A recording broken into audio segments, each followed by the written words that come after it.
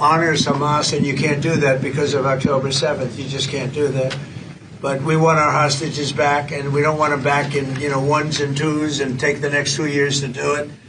We were the ones that got the hostages back. And I always said, I told Steve, I told Marco, I was always saying the last hostages are going to be the toughest ones.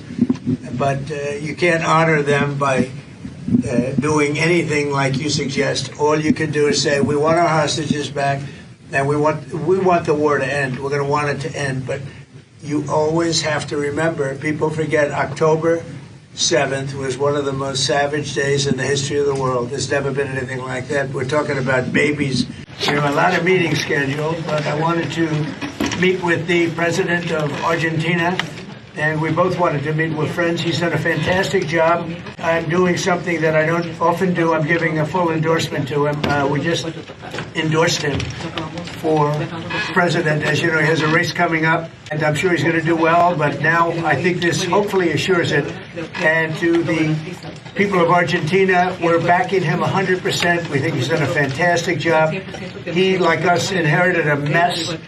What he's done to fix it is good, and Scott is working with their country so that they can get good debt and all of the things that you need to make Argentina great again. So it's an honor for me to endorse the president and the future president of Argentina. Thank you very much. Thank you very much. Thank you very much. In 1982, the executive director of the United Nations Environmental Program predicted that by the year 2000, climate change would cause a global catastrophe. He said that it will be irreversible, as any nuclear holocaust would be. This is what they said at the United Nations. What happened? Here we are. Another UN official stated in 1989 that within a decade, entire nations could be wiped off the map by global warming. Not happening. You know, it used to be global cooling. If you look back years ago in the 1920s and the 1930s, they said, global cooling will kill the world. We have to do something. Then they said global warming will kill the world. But then it started getting cooler. So now they could just call it climate change, because that way they can't miss. It's climate change.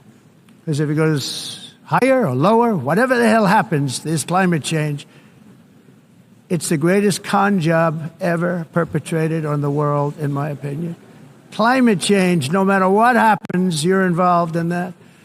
No more global warming, no more global cooling. All of these predictions made by the United Nations and many others, often for bad reasons, were wrong.